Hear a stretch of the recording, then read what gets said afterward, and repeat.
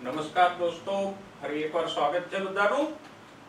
મિત્રો, આપણે સ્થાયી પેશીની ચર્ચા કરતા હતા અને સ્થાયી પેશીના બે પ્રકારો પાડી ગયા, સરળ સ્થાયી પેશી અને જટિલ સ્થાયી પેશી। એ પૈકીના સરળ સ્થાયી પેશીના વિવિધ પ્રકારો આપણે જોઈ ગયા। પહેલી વાત તો એ કે સરળ સ્થાયી પેશી આપણે કોને કહેતા હતા, તો કે જે એક જ પ્રકારના કોષોથી બનેલી હોય એને આપણે સરળ સ્થાયી પેશી કીધી। એના ત્રણ પ્રકારો આપણે પાડ્યા હતા, મૃદુતક પેશી, સ્થૂલકોણક પેશી અને દળોતક પેશી।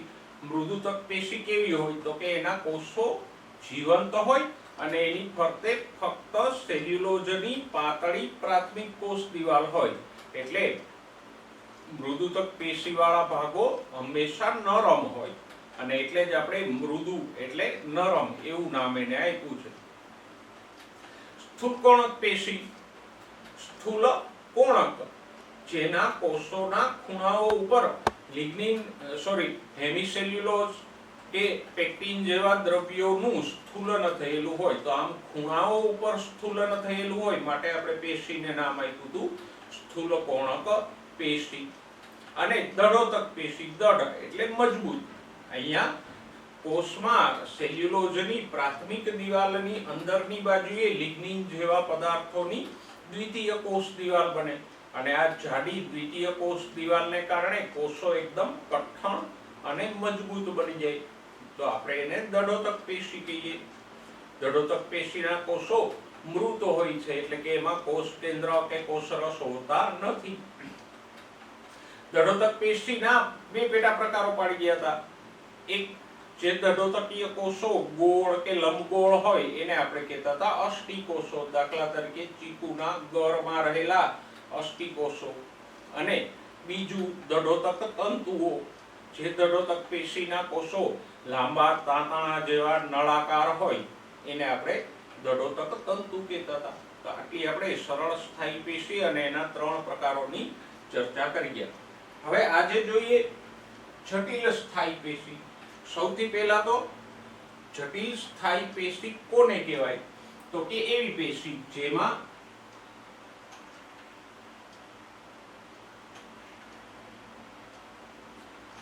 એક કરતા વધારે પ્રકારના એટલે કે વિવિધ પ્રકારના કોષોથી બનેલ હોય।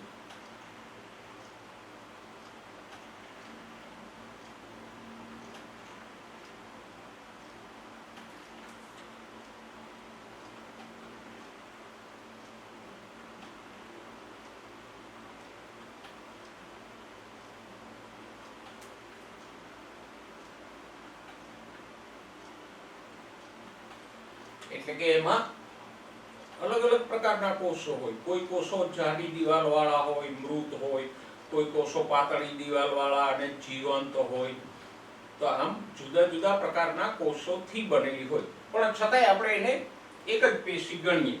શા માટે, તો કે જુદા જુદા પ્રકારના કોષોથી બનેલ હોય પરંતુ બધા પ્રકારના કોષો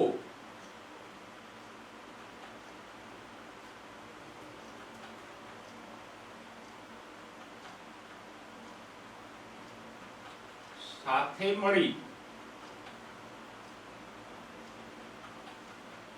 એક એકમ તરીકે કામ કરે, એટલે કે બધા કોષો સાથે મળીને કામ કરતા હોય।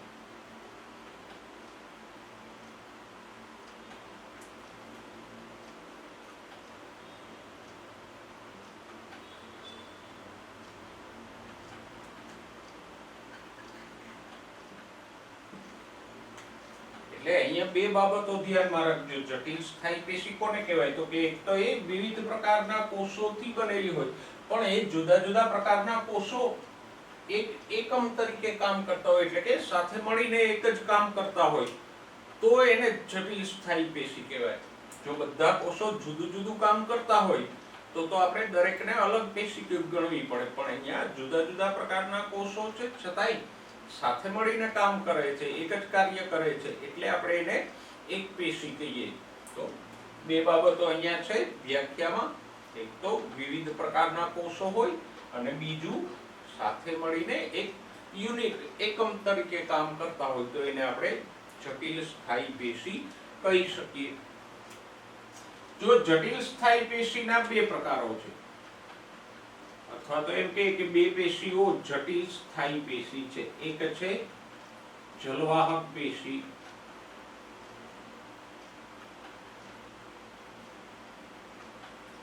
અને બીજી જટિલ સ્થાયી પેશી છે અનવાહક પેશી.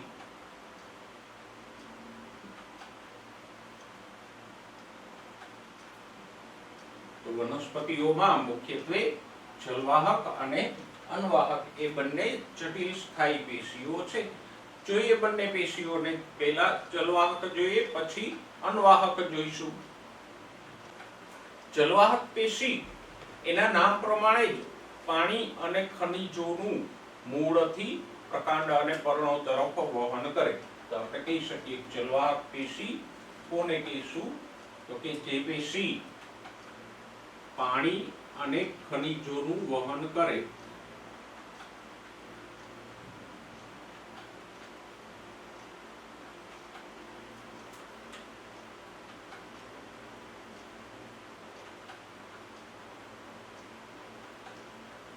જલવાહક તો પાણીનું વહન કરશે, સાથે સાથે પાણીમાં ઓગળેલા ખનિજોનું પણ વહન કરશે. અને પાણી અને ખનિજોનું વહન કઈ તરફ થાય? તો કે જમીનમાંથી પાણી શોષાય, એ પાણી ઉપર તરફ જાય, મતલબ કે મૂળથી પ્રકાંડ અને પર્ણો તરફ વહન કરશે. તો એ તો સમજાય એવી બાબત છે.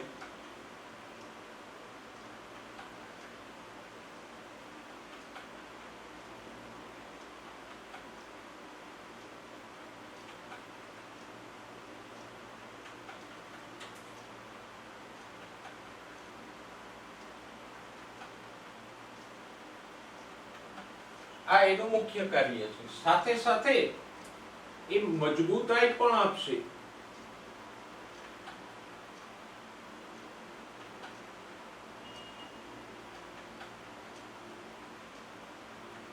આ એનું બીજું કાર્ય છે. કારણ તો કે જલવાહક પેશીની રચના હમણાં આપણે ભણશું. તો એમાં જે જલવાહિની અને જલવાહિની કી હોય એ જાડી દિવાલ વાળા કોષો છે, માટે એ મજબૂતી આપશે. અને વનસ્પતિમાં જે ભાગને આપણે લાકડું ગણીએ છીએ એ દ્વિતીય જલવાહક પેશી જે છે, જુઓ એ કેટલું કઠણ હોય, અને લાકડાને કારણે વૃક્ષોને મજબૂતી મળે છે. તો જલવાહક પેશીનું એક કાર્ય કયું છે? પાણી અને ખનિજોનું વહન. બીજું એનું કામ છે મજબૂતી આપવાનું, કે યાંત્રિક મજબૂતી આપવાનું. ઓકે, જલવાહક પેશી 4 ઘટકોથી રચાયેલી હોય.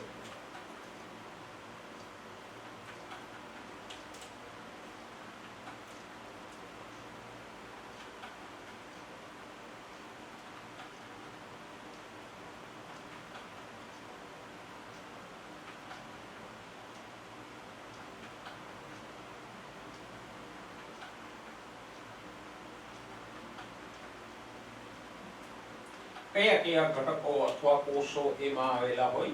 4 પ્રકારના કોષોથી બનેલી હોય. નંબર 1 જલવાહિની.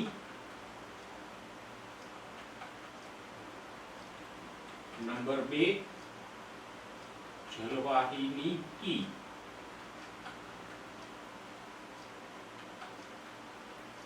નંબર 3 જલવાહક મૃદુતક. અને નંબર 4 જલવાહક તંતુ.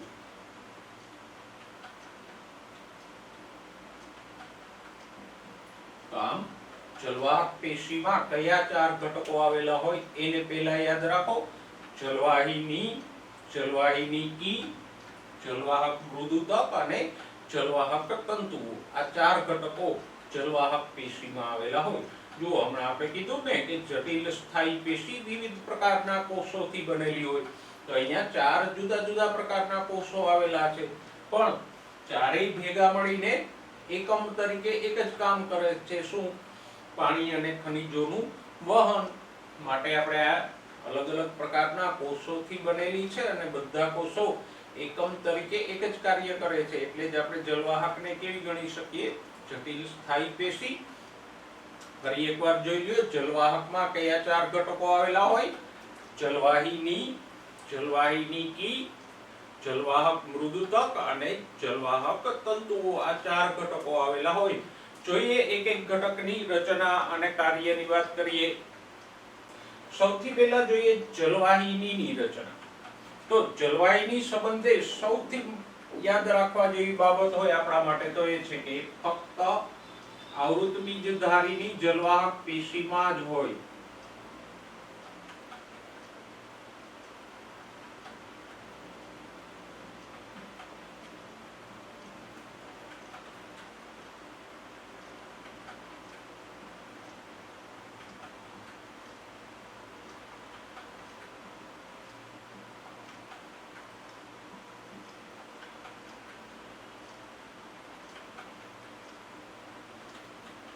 અનાવૃત બીજધારી કે ત્રિઅંગીમાં જલવાહિની હોતી નથી.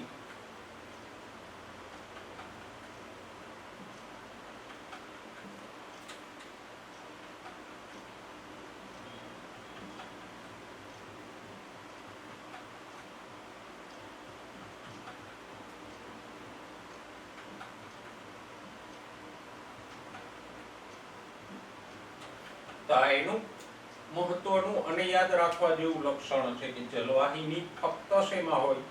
આવૃત બીજધારીમાં જ હોય. અનાવૃત બીજધારી કે ત્રિઅંગીની જલવાહક પેશીમાં જલવાહિની હોતી નથી. બીજું લક્ષણ જોઈએ.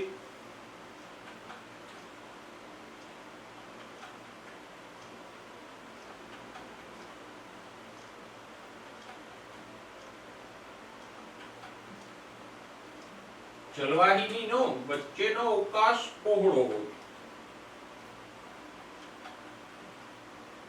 અને એના છેડાઓ સપાટ હોય.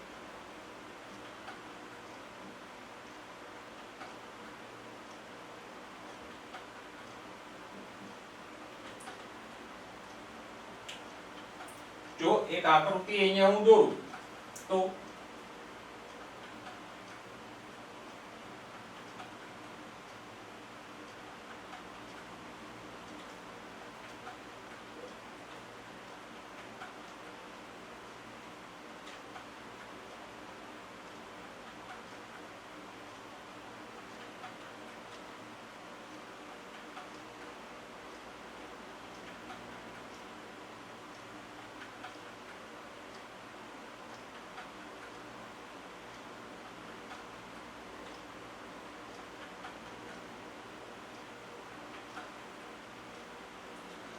આ રીતે આપણે ઊભા છેદમાં જલવાહિનીને દોરીએ તો એ કંઈક આવી દેખાય આપણને.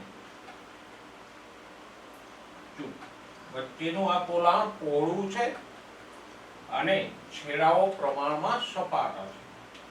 નેક્સ્ટ,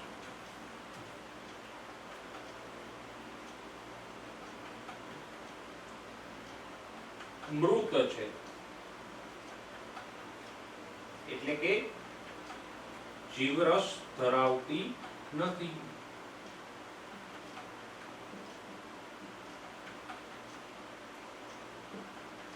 એમાં કોઈ જીવરસ એટલે કોષ કેન્દ્ર કે કોષરસ હોતો નથી.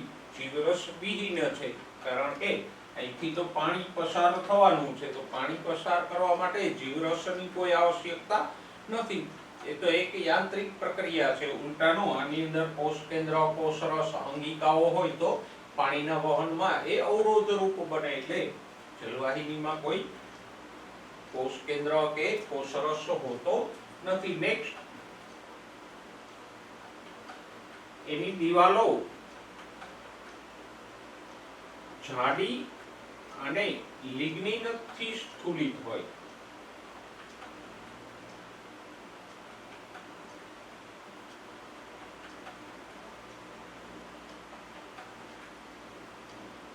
જેમ આપણે દરોદક પેશીમાં જોઈ ગયા એમ અહીંયા પણ કોષ દિવાલ જાડી અને લિગ્નિન યુક્ત હોય. તો આમ આ પેશી છે જાડી દિવાલવાળી અને મજબૂત છે. સાથે સાથે એમાં વિવિધ પ્રકારના ગર્તો આવેલા હોય.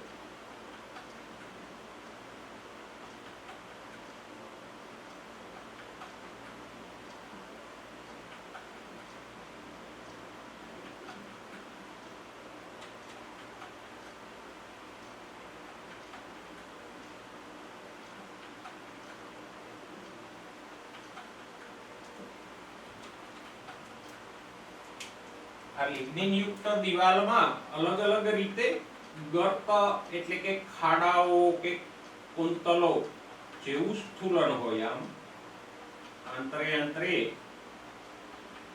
આવા ખાડાઓ હોય, ઘણી વખત આવું સ્થૂલન હોય. ઘણી જલવાહિનીઓમાં આમ કુંતલાકારે સ્પ્રિંગની જેમ સ્થૂલન થયેલું હોય, એટલે કે ખાંચો પડેલી હોય. આ સ્થૂલન પાણીના વહનમાં સહાયક બને. તો આમ અલગ અલગ વનસ્પતિની જલવાહક પેશીમાં આવું અલગ અલગ રીતનું સ્થૂલન લિગ્નિનની કોષ દિવાલમાં આવેલું હોય. ઓકે, તો આટલી મહત્વની બાબતો આપણે જલવાહિની વિશે જોઈ. એક તો એ ફક્ત આવૃત બીજધારીમાં જોઈ, અનાવૃત કે ત્રિઅંગીમાં હોતી નથી. પહોળો અવકાશ અને સપાટ છેડા ધરાવે, મૃત છે, એની દિવાલ જાડી અને લિગ્નિન યુક્ત હોય અને એમાં વિવિધ પ્રકારના ગર્તોનું સ્થૂલન આવેલું હોય. તો આપણે અહીંયા જલવાહિની એટલે કે જલવાહક પેશીના પ્રથમ ઘટકની ચર્ચા કરી. હવે જલવાહક પેશીનો બીજો ઘટક જોઈએ, એ છે જલવાહિની કી. ખાસ યાદ રાખજો, જલવાહિની કી ત્રિઅંગી, અનાવૃત બીજધારી અને આવૃત બીજધારી એમ બધી જ વાહક પેશીધારીઓની જલવાહકમાં આવેલી હોય. એટલે આ તફાવતને બરાબર યાદ રાખજો. જલવાહિની ફક્ત આવૃત બીજધારીમાં હોય, પણ જલવાહિની કી ત્રિઅંગી, અનાવૃત અને આવૃત બીજધારી એમ ત્રણેયની જલવાહકમાં આવેલી હોય. નેક્સ્ટ કેવી હોય રચનાકીય રીતે? તો કે એ સાંકડા છેડાવાળી એટલે કે અણીદાર છેડાવાળી અને લાંબા નળાકાર કોષો ધરાવે. એનો મધ્યનો અવકાશ પણ સાંકડો હોય. જો દોરીએ આપણે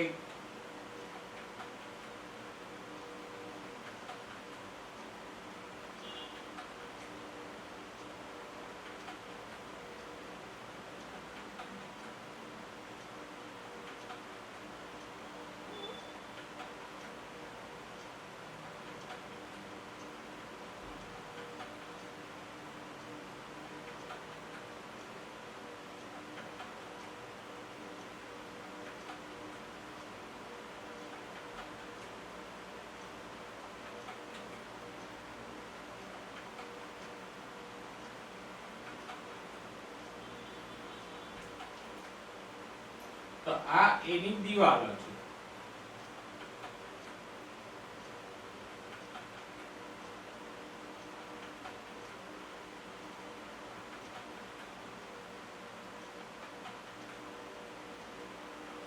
અને આ અવકાશ છે. તો અહીંયા આપણે જોઈ શકીએ કે આ વચ્ચેનો અવકાશ છે એકદમ સાંકડો છે. જલવાહિનીની સાપેક્ષે એકદમ સાંકડો અવકાશ ધરાવે. સાથે સાથે જલવાહિનીની જેમ જ અહીંયા પણ ગર્તો કે કુંતલો જેવું સ્થૂલન આવેલું જ હોય સમગ્ર જલવાહિની કીની દિવાલમાં.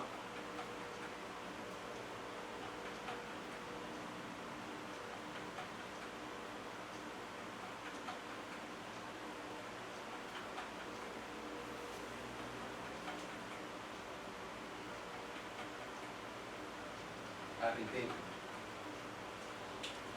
હવે જો જલવાહિની અને જલવાહિની કી બંને વચ્ચેનો પાયાનો તફાવત સમજો કે બંને વચ્ચે તફાવત શું છે.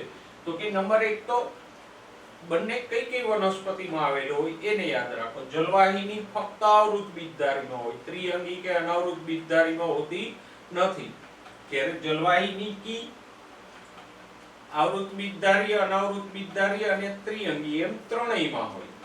નંબર 2, રચનાકીય તફાવત શું છે? તો કે જલવાહિની પ્રમાણમાં પહોળી હોય, એના છેડાઓ સપાટ હોય, જ્યારે જલવાહિની કી સાંકડી હોય અને અણીદાર છેડાવાળી હોય. તો બંને વચ્ચે સ્થાન અને રચનાનો આ તફાવત યાદ રાખો. યસ, આ બંને કાર્ય એક જ કરશે. આ બંનેનું કાર્ય શું છે? પાણી અને ખનિજોના વહનનું કાર્ય છે. આ 4 ઘટકો છે એ પૈકીના આ 2 ઘટકો જ પાણી અને ખનિજોનું વહન કરશે. આ બંને પાણી કે ખનિજોનું વહન કરતા નથી. જલવાહક મૃદુતક કે જલવાહક તંતુઓ વહનનું કાર્ય નહીં કરે, એ બાકીના સહાયક કાર્યો કરશે. યસ, વહનના કાર્ય ઉપરથી યાદ આવ્યું કે અહીંયા તમને જરા ડિટેલમાં જઈને પ્રશ્ન પૂછે કે ભાઈ આવૃત બીજધારીમાં પાણી અને ખનિજોના વહનનું કાર્ય નીચેના પૈકી કયો ઘટક કરે છે? તો જવાબ આવશે બંને, જલવાહિની અને જલવાહિની કી. પણ એમ પૂછે કે અનાવૃત બીજધારીમાં અથવા તો ત્રિઅંગીમાં પાણી અને ખનિજોના વહનનું કાર્ય કયો ઘટક કરશે? તો ત્યાં જવાબ આવશે ફક્ત જલવાહિની કી, કારણ કે ત્રિઅંગી કે અનાવૃત બીજધારીમાં જલવાહિની હોતી નથી. એટલે એ જરા એમસીક્યુ સ્વરૂપે તમને ફેરવીને પૂછે તો ધ્યાનમાં રાખજો. મે બી ક્યારેક આવૃત અનાવૃતને બદલે ઉદાહરણો પણ આપી દે. દાખલા તરીકે આવૃત બીજધારી તરીકે તમને સૂર્યમુખી પૂછી લે કે સૂર્યમુખીમાં પાણી અને ખનિજોના વહનનું કાર્ય કોણ કરશે? અનાવૃત બીજધારીને બદલે પણ ઉદાહરણ મૂકી દે કે પાઇનસમાં પાણી અને ખનિજોના વહનનું કાર્ય કોણ કરશે? તો ધ્યાનમાં રાખજો, આ 2 જ ઘટકો પાણી અને ખનિજોનું વહન કરે છે. આ 2 ઘટકો પાણી અને ખનિજોનું વહન કરતા નથી.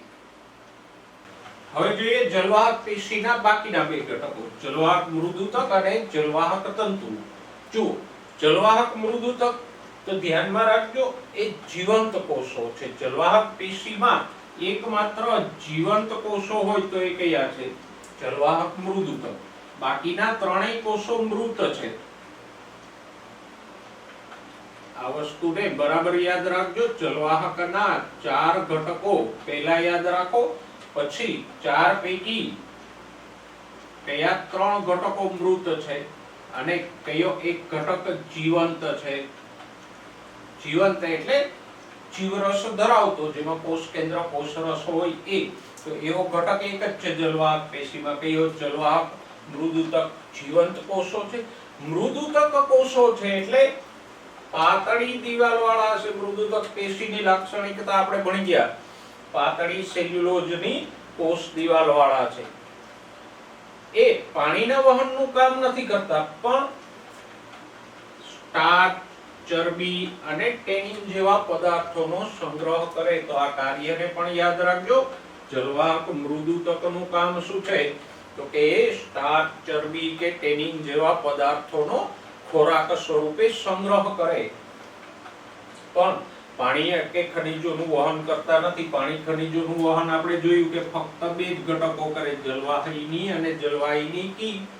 ઓકે, મજ્જાંશુ દ્વારા જે અરીય વહન થાય એમાં એ ભાગ ભજવશે. જો જલવાહિની કે જલવાહિની કી આયામ વહન કરશે મૂળથી આમ ઉપર તરફ, પણ હવે છાલના ભાગે પણ પાણી તો જોઈએ ને, તો એ તરફ વહન કોણ કરે? જે છાલ પરિઘ તરફ. તો કે મજ્જાંશુ નામની રચનાઓ હોય કે આપણે મૂળ પ્રકાંડની અંતસ્થ રચના ભણશું આગળ, અત્યારે જોઈશું. મજ્જાંશુ કે મજ્જાકીરણો દ્વારા જે પાણીનું અરીય વહન થાય આમ છાલ તરફ, એમાં જલવાહક મૃદુતક ભાગ ભજવે. પણ એનું મુખ્ય કાર્ય સ્ટાર્ચ, ચરબી કે ટેનિન જેવા પદાર્થોનો સંગ્રહ કરવાનું છે. પાતળી દિવાલવાળા છે એટલે જ આપણે મૃદુતક શબ્દ વાપર્યો, અને જીવંત છે. ઓકે, ચોથો ઘટક જોઈએ જલવાહક તંતુઓ. એ દળોતક તંતુઓ છે જે આપણે આગળ ભણ્યા એ જ, જેની દિવાલ જાડી અને સ્થૂલિત હોય અને નહિવત કેન્દ્રીય અવકાશ, એટલે કે આ વચ્ચેનું પોલાણ છે એ એકદમ સાંકડું હોય, કારણ કે દિવાલનું સ્થૂલન જ એટલું બધું જાડું હોય એટલે વચ્ચેનું જે પોલાણ હોય એ એકદમ સાંકડું થઈ જાય.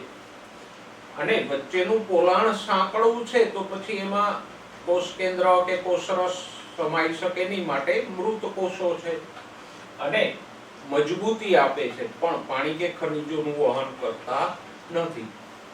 તો આમ આપણે જલવાહક પેશીના ચારેય ઘટકો જોયા. પહેલા તો ઘટકોના નામ યાદ રાખો, પછી આ બંને કઈ વનસ્પતિમાં હોય કઈ વનસ્પતિમાં ના હોય એ યાદ રાખો.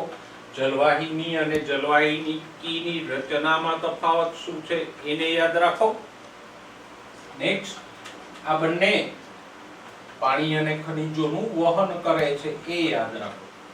આ બંનેમાં તો કે જલવાહક મૃદુતક જીવંત છે એ ખાસ યાદ રાખો, અને સ્ટાર્ચ, ચરબી કે ટેનિન જેવા પદાર્થોનો સંગ્રહ કરે છે એને યાદ રાખો. અને જલવાહક તંતુઓ મૃત છે. આમ મુદ્દાસર યાદ રાખો. જરૂર પડે તો જે મુદ્દાઓ મેં અહીંયા બોર્ડ ઉપર લખ્યા છે એને સરસ રીતે એક અલગ નોટમાં નોંધી લ્યો, જેથી કરીને એકદમ સરળતાથી યાદ રહી જશે. હવે જલવાહક પેશી સંબંધિત થોડાક શબ્દો જોઈએ. બે શબ્દો છે આદિદારુ અને અનુદારુ, અને બીજા બે શબ્દો છે આંતરારંભી અને બહિરારંભી. પહેલા આદિદારુ અને અનુદારુની વાત કરીએ તો પહેલા તો એ કે આદિ અને અનુ એટલે શું? તો કે આદિ એટલે જૂનું. આપણે નથી કહેતા આદિકાળ, તો આદિ એટલે જૂનું, પહેલા ઉત્પન્ન થયેલું હોય એને માટે આપણે શબ્દ પ્રયોગીએ આદિ, અને પછીથી ઉત્પન્ન થાય એને આપણે અનુ એવો શબ્દ વાપરીએ. જેમ કે અનુગામી, પછીથી આવનાર હોય એને આપણે અનુગામી કહીએ. તો આદિ એટલે જૂનું, અનુ એટલે નવું.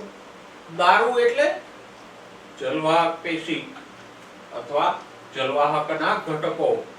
તો હવે આપણે બે શબ્દો ભેગા સમજીએ. આદિદારુ એટલે જે જલવાહક જૂની છે અને પહેલા ઉત્પન્ન થઈ છે એને આપણે કહીશું આદિદારુ.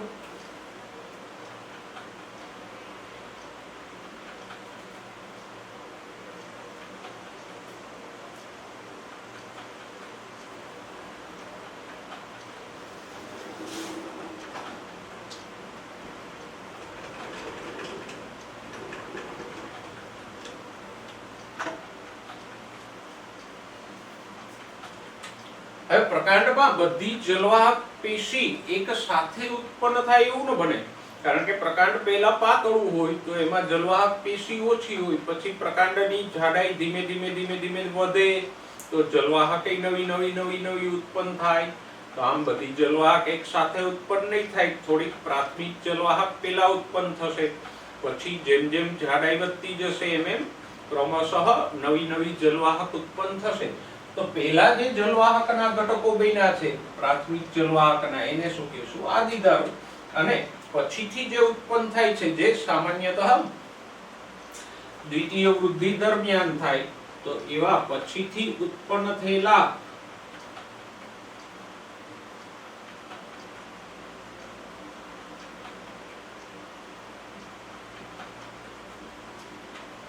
જલવાહકના ઘટકોને આપણે શું કહીશું?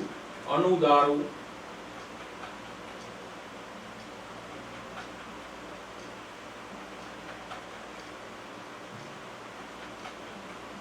તો એકદમ સિમ્પલ છે. જે જલવાહકના ઘટકો પહેલા ઉત્પન્ન થયા છે એ આદિદારુ, અને જલવાહકના જે ઘટકો પછીથી ઉત્પન્ન થાય છે એ અનુદારુ. સામાન્યતઃ આદિદારુ આપણને આડોછેદ લઈને અભ્યાસ કરીએ તો આદિદારુના ઘટકો નાના જોવા મળે, જ્યારે અનુદારુના ઘટકો મોટા જોવા મળશે.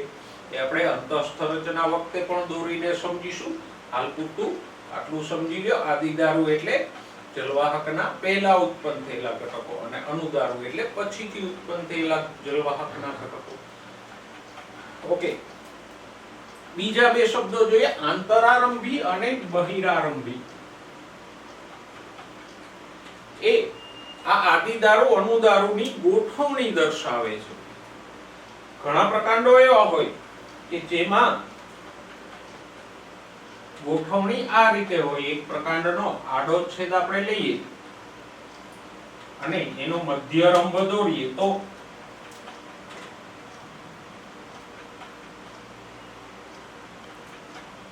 આ જલવાહક પેશીના ઘટકો છે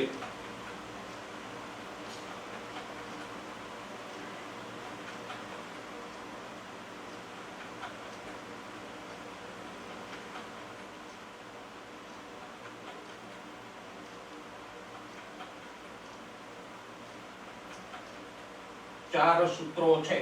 તો અહીંયા જુઓ, જે મોટા છે એ અનુદારું છે. આ જે મોટા ઘટકો દેખાય છે એ અનુદારું છે દરેક સૂત્રમાં. આ અને આ. જ્યારે આ નાના ઘટકો દેખાય એ આદિદારું છે.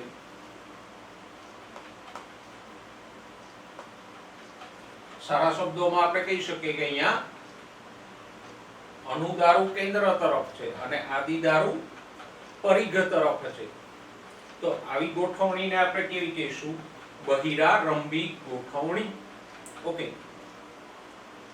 તો બહિરારંભી ગોઠવણી કોને કહેવાય? જલવાહકની. ઓકે,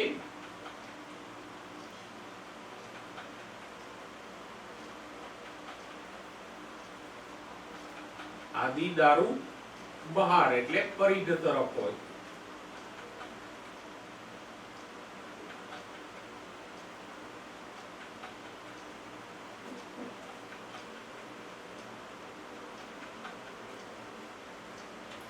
અને અનુદારું કેન્દ્ર તરફ હોય.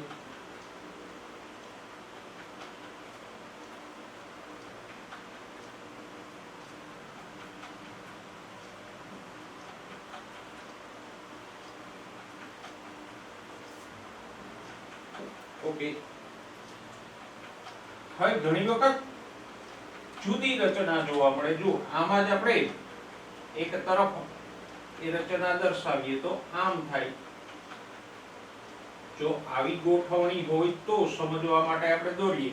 તો અહીંયા જુઓ, આ નાની છે એ આદિદારું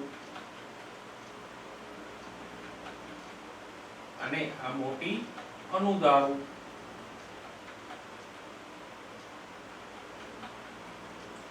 તો અહીંયા આદિદારું કેન્દ્ર તરફ છે અને અનુદારું બહાર તરફ છે. તો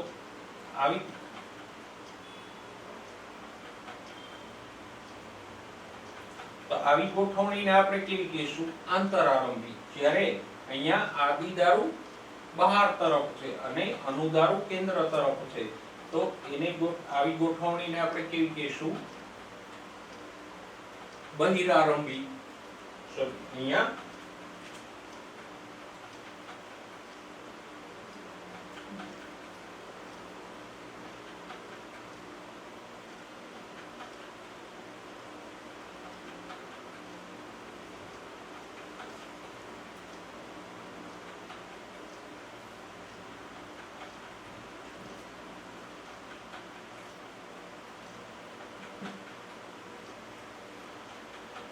જો આદિદારું બહાર તરફ હોય અને અનુદારું કેન્દ્ર તરફ હોય, આ પ્રકાંડનું કેન્દ્ર છે, આ પરિઘ છે, તો આદિદારું બહાર હોય, અનુદારું કેન્દ્ર તરફ હોય તો બહિરારંભી.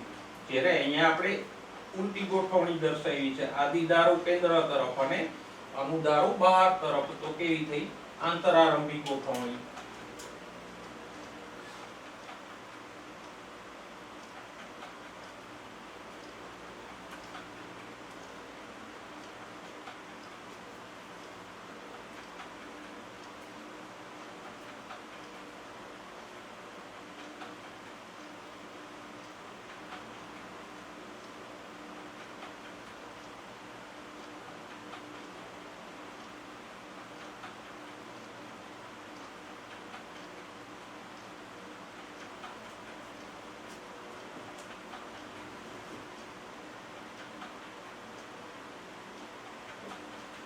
તો આમ જલવાહક આદિદારું અનુદારુની ગોઠવણીના આધારે બે પ્રકારની ગોઠવણી દર્શાવે, બહિરારંભી અને આંતરારંભી.